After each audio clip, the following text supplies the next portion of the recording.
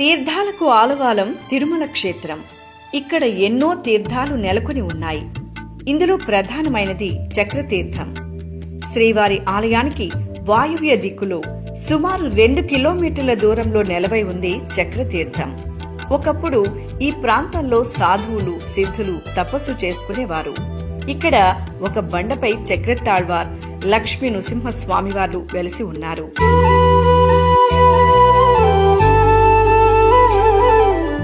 కైసిక ద్వాదశి నాడు విశేష పూజలు జరుగుతాయి.